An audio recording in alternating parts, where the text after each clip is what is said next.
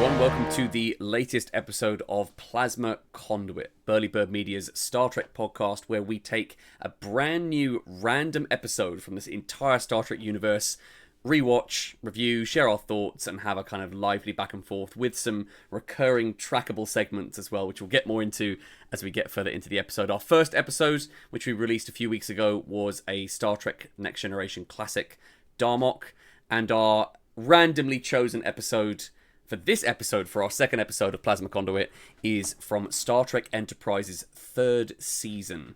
The episode Twilight, which was, if I now shout out to Memory Alpha for my facts and stats, first aired on the 5th of November 2003, so it was the sort of first third of the third season.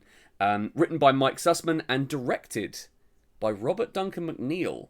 Tom Paris from Star Trek Voyager. At this point in his Star Trek career, he'd already directed multiple episodes of Voyager, but really nice to see him continue to book work on Enterprise, and then he went on to be a prolific director across various different sci-fi and genre TV shows. I know he was a executive producer on Chuck, the superhero series Chuck, for 5 seasons, and has continued to direct and produce various shows since his time on Star Trek finished.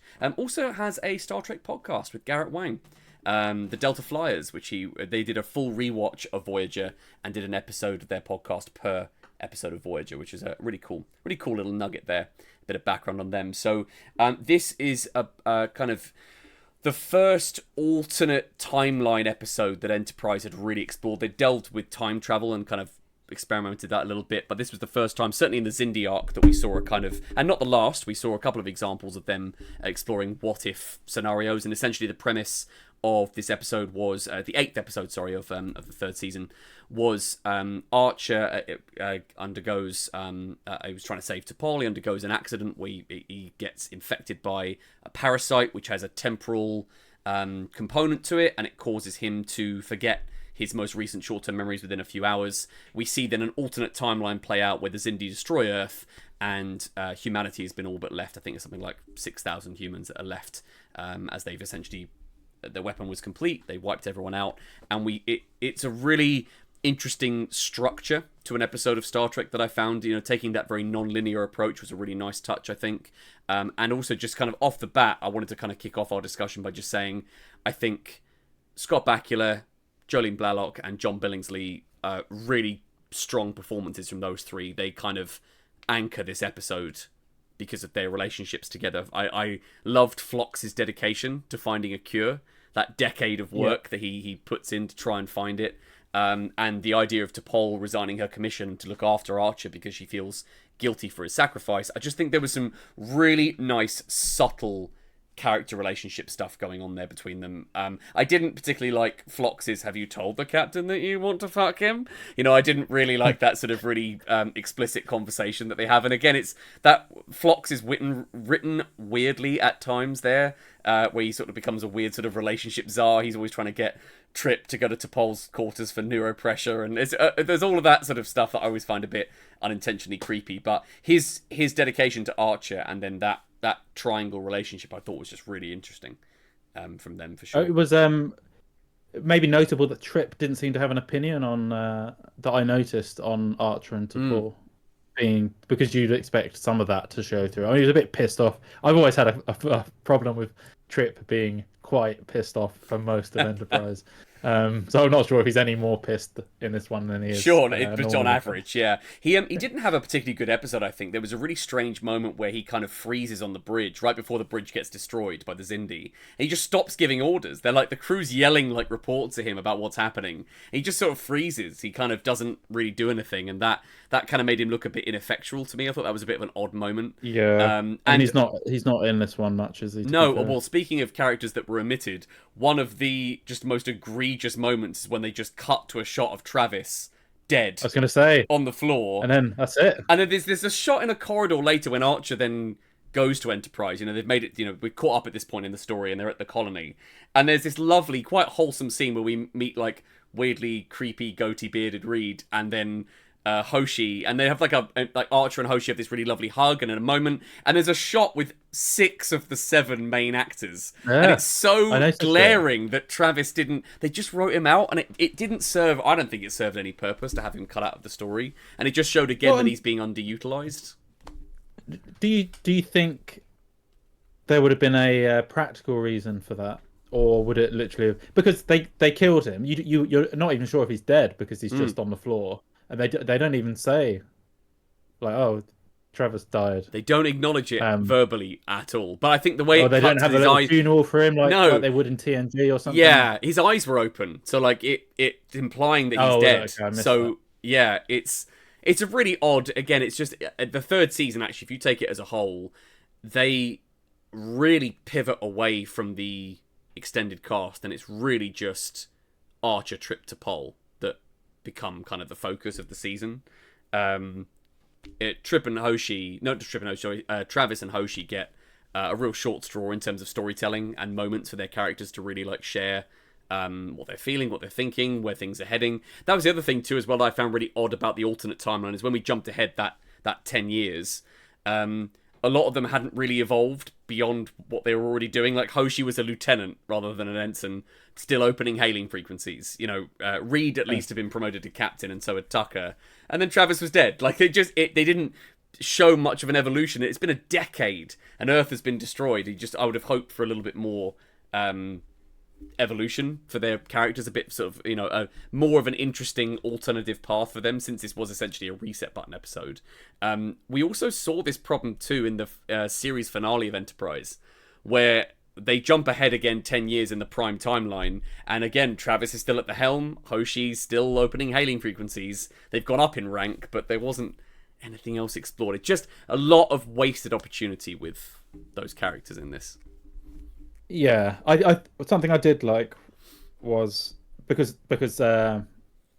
Archer's lost his long-term memory. No, it was his short-term. He loses short-term memory. He can remember like stuff from before the accident. Oh yeah. But he can't remember anything after it happened, essentially. Yeah, which reminded me of like some classic Trek episodes. But normally when this happens, I'm not sure if it's TNG or Voyager, but they repeat it over and over and over again, like him waking up, not remembering, having to have it explained to him, and then trying to do something slightly different each time. But because it's not, history isn't repeating itself. It's just he's waking up and forgetting what he's been told. But I liked that they didn't milk that. We didn't have T'Pol having to explain it every single day for repeatedly. Which is something that I think can be it can be an excuse for them to, I don't know, phone it in or simplify the writing, because they get to repeat stuff quite a lot in this sort of episode. But they did it like once or maybe at most twice. I think that's the thing too, is they even acknowledge it too, where T'Pol says, I don't always tell it to you in detail.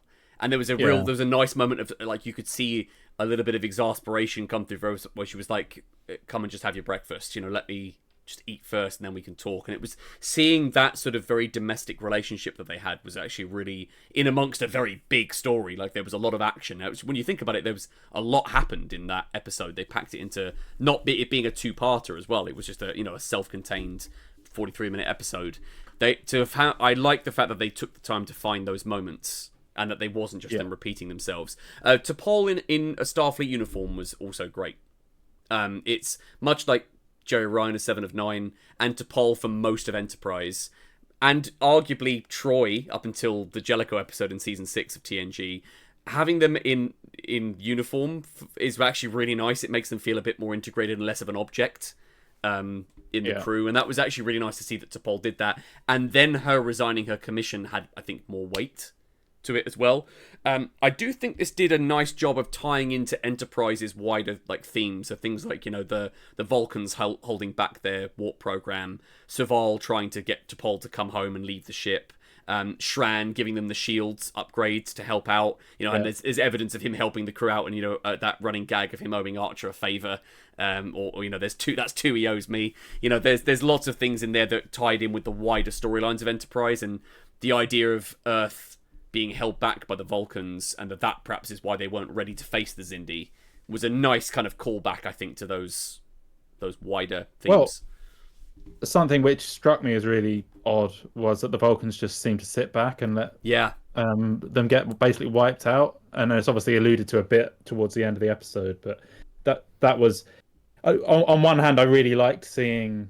I always like episodes where humanity's almost on their last legs, but they're not rescued by some, like in Discovery, always they're about to get wiped out, and then suddenly something happens and they destroy whoever it is that's doing it to them. Whereas in this, it's just kind of that's it. They've got to build back up from Yes. nothing basically. Yeah. Completely on their last legs, and I always like seeing that, like seeing the struggle. And Enterprise was good for that. You do always feel like they're just right at the beginning of everything Star Trek, whereas we talked about Voyager it's supposed to have limited resources and they never seem to. But Enterprise, to be fair, does a good job of kind of sticking true to its and having a healthy origin. struggle. It always felt like their tech was never quite good enough. Exactly. They had to be inventive to get out of any situation. And even then, like just that great sequence near the end where pretty much the ship is mashed up. Phlox is then in engineering, noticing that the machine is broken and they have to basically just detonate the warp core to stop it. Very ridiculous that Archer takes so many hits before he goes down. Had that written down. Yeah, Yes. that was a really dumb moment. When you have a Vulcan next to you who's twice as strong, Why do they do that in Star Trek? Like normally one shot takes anyone out in Star Trek, unless it's like a main character, and then they can take like 4 shots and they're crawling along the ground to do what they need to do. And it's and move up and control. That's not how it works. Yeah, exactly. Yeah. It's really bizarre, isn't it? That was definitely an odd, quite an egregious moment, I think, for sure.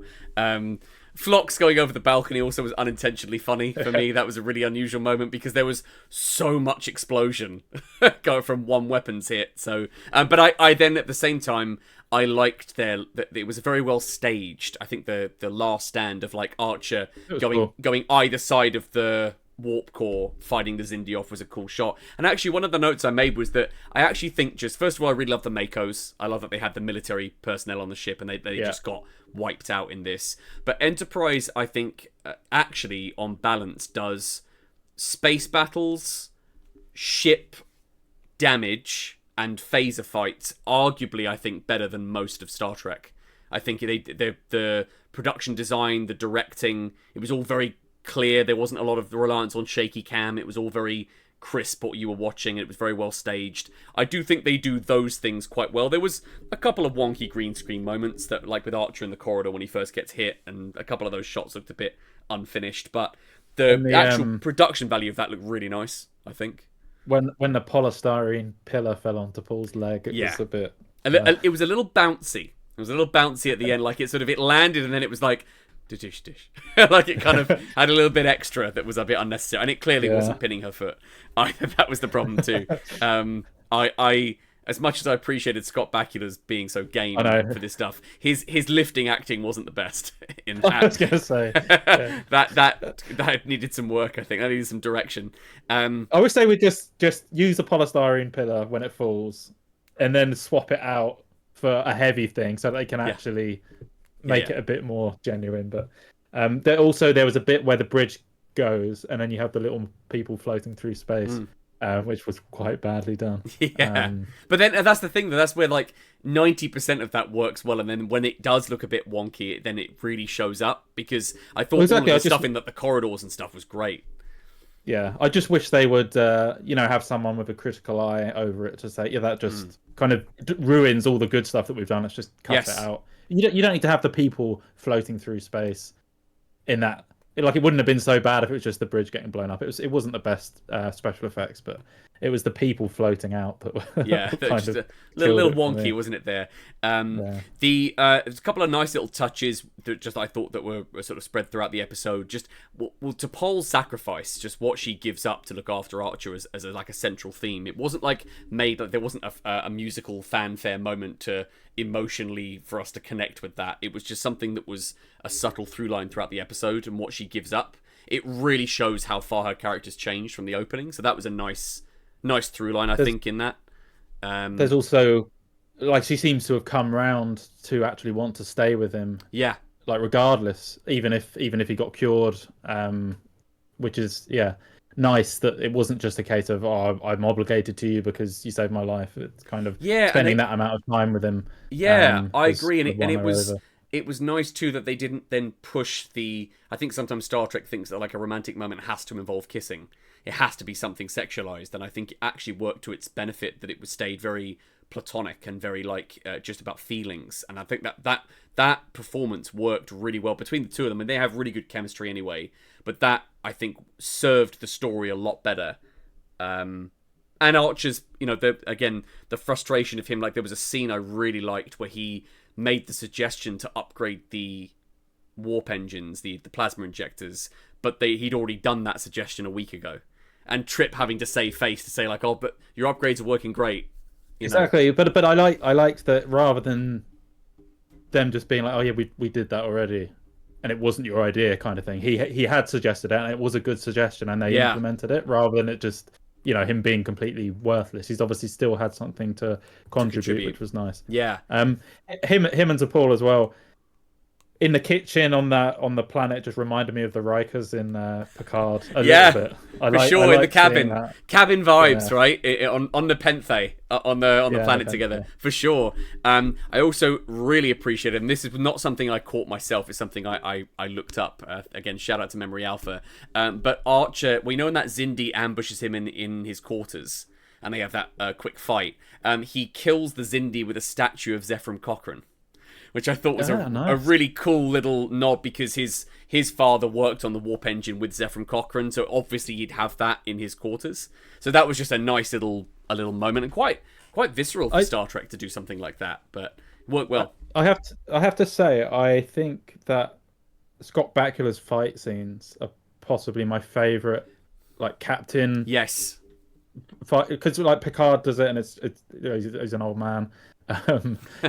It's just very like you say, very visceral and committed. I think he sells it really well. And I think from what I understand, I don't know this 100%, but I'm pretty sure Bakula did like all of his fights. So like he took pride in being the guy. Like he does throw himself around a lot. Like he's doing the wire work, and you see like in other episodes where he's like being in season 4, he's being flung around, he's doing fights, and it's shows that commitment from him. And it does work, I think, because of that. He's a very physical actor, and I think that really suits him. He has actually got history on Broadway. He comes from theatre, so I think that sort of that presence, that physicality is something that really... He's also a big guy. He was really tall, so that I think it lends itself to an episode like this, which relies so much on that physicality, which is really cool. I think looking at just generally just the as we head towards the ending, I don't know if it's immediately clear that Archer remembers. It's not immediately obvious whether he remembers or not. Like he has retained some memory of it because of the the "you make a wonderful nurse" kind of throwaway line to T'Pol at the end. I think that was a bit of a sort of just a 90s Star Trek wink to the audience, but I did wonder if there was elements of the alternate timeline that he retained. It was not necessary that it was a complete reset button on it. Yeah. So again, that's sort of quite ambiguous, isn't necessarily really clear. But I thoroughly enjoyed the pacing of this episode. I think it worked really nicely. It was structured really well directed with some good writing. It didn't fall into a lot of the traps that Star Trek often does, which it spends too much time repeating loops and exposition dumps with characters just reminding us of things that we already know. That I think thematically worked really well. It was just, I think, another example of how Enterprise moved away from it being an ensemble cast and didn't utilize the other characters particularly well in this one. It would have been a good opportunity to, especially with Travis dying. I think that was the main thing for me that stood out. It would have been nice to dwell on the impact for that crew specifically rather than humanity as a whole, because we got plenty of Earth's been destroyed stuff, but nothing really about how it affected those individuals in the crew. It's probably there was an opportunity, but if it would have meant less time seeing T'Pol and Archer's relationship, then I'm glad we got what we did instead of more. on it's that it's side. on the one hand a wasted opportunity, but equally you wouldn't want to sacrifice some of the stuff that actually really connected and worked well. So we have our recurring segments as part of Plasma Conduit where we track certain things. I have we'll kind of alternate back and forth together. The first of mine is Riker's Wink, which is a segment where we track characters flirting with other characters. It could be within the cast or with aliens of the week, etc. Well, I mean, the obvious one is obviously Archer and T'Pol, their entire relationship. But Phlox has got to get a mention in there because he's always trying to. I was gonna say He's so horny. He's always trying to get someone getting together. He's always asking about that. Becomes a sort of a weird, very invasive counselor throughout this episode. So I suppose that the primary one there is just the heavy focus on T'Pol and Archer. His voice as well. It's like the tone of his voice is always as if it's an innuendo every single time he says anything in Enterprise. Yeah, for sure. Mike, so over to you. Yeah, so my first one is Get It Done, which is where someone's asked to do something more quickly and agrees instantly, even when they've said they can't. And I don't actually have one for that. So I'll go into my next one, which is Reg Barkley, which is like baffling crew decisions or where someone makes a really obvious mistake. And the one that I have for this, we've already touched on it, is just the Vulcans standing back, like inexplicably. It kind of just stands out, especially like the Vulcans are going to be next, surely. Like I don't know what their game plan is there. There was one bit where they target. I think there's like an information dealer towards the end, which is the Iridian, gives the game away. And they're like target one of his nacelles, and they fire at both nacelles, which I just thought was an interesting. That's right. Following instructions. Well, they do. They target one nacelle, hit both, and then it cuts to a shot where only one nacelle is being hit. There's just one really throwaway phaser shot where they're just like, hit the other one. Whatever. That was all I had on that one. So my next segment is interference. This is where typically you'd find characters stating that something can't be done because insert type of interference is blocking them. The closest match that I could get for this, because there wasn't actually much interference going on in this episode, or things preventing that from happening, is the parasites were interfering with Archer's memory. There's some interference caused there, but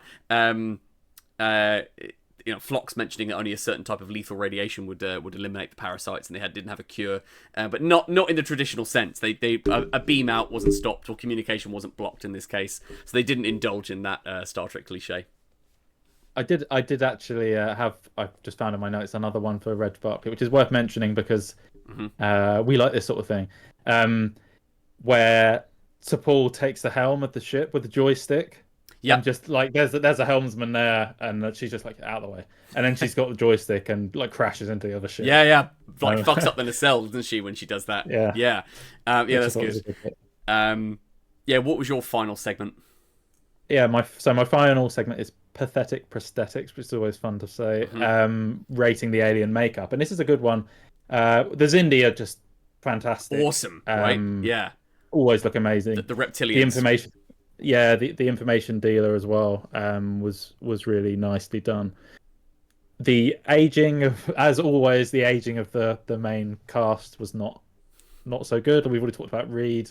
Archer, grey hair and bad back is a bit like stereotypical. I think he was okay. It was okay. We've certainly seen a lot worse in Star Trek where they put loads of wrinkles on them. They go too old, don't they? I'm glad they didn't. The liver spots and the jowly skin and stuff. I'm glad they didn't do that. They just did it subtly. Phlox had some Denobian liver spots going on though. He had some of that going on. But yes, I agree. It was more in his eyes. They focused more on that, which I think was more subtle.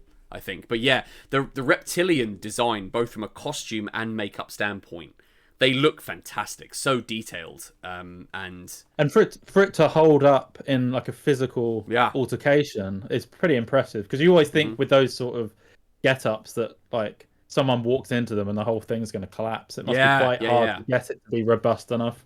Especially for that fight with Archer, they're throwing each other over the bed, and it still retains its consistency and quality. So yeah, absolutely. So my final segment is the nod tracker, classic Star Trek acting nod, where they kind of have nodding moments. I don't know if this counts as a nod, But during the bit where they're in the engineering section, it's Archer, T'Pol, and Phlox, and Archer say, get to an escape pod. This is only the end for humans. You might still stand a chance. T'Pol then says, something to the effect of, you don't tell me what to do. You've been relieved of duty, and it cuts to a shot of Phlox where Archer and Phlox just stares at him as if to say, like, bitch, please. And it's not a nod, but I feel like it was in the intention was to nod and be like, I'm with you, Captain. That was kind of the intention behind that. Yeah, and there was definitely some sort of like borderline nods going on the bridge between like Reed and Trip, and as they were giving orders to around the ship. There's some borderline there, but not the full classic cheesy Star Trek actors nod going on. So our final part of our episode, of our second episode of Plasma Conduit, is using my random picker. I'm going to now select the episode 3 for our incoming episode. Let's go to... Okay, so here we go. I've got the question all primed and ready. So, sending it now. Well, good morning. Okay. Deep Space Nine.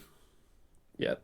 Season 5, Episode 6, Trials and Tribulations. This is the going back to the Shatner-Kirk era, where Sisko and the Defiant crew travel back in time. And it's that I forget which anniversary it was, but it was tying in with, I think, maybe like the 30th anniversary of TOS, or there was another milestone there. So episode 3 of Plasma Conduit will be covering Star Trek Deep Space Nine, Trials and Tribulations from season 5, episode 6. So please stick with us at Burly Media. Come and check that out next time we post an episode. You can find us on all of the things: Threads, Instagram, YouTube, Facebook, Spotify, and Discord at Burly Bird Media, where we post new podcast episodes across our various shows, and we also have our live shows going on Twitch on a Wednesday and Saturday night. Mike, where can people find you? I cover many Xbox stuff. I'm at thexboxguide.com and at the Xbox Guide on social media. Lovely. Thanks again, everyone, for tuning in, and we will see you next time. See ya.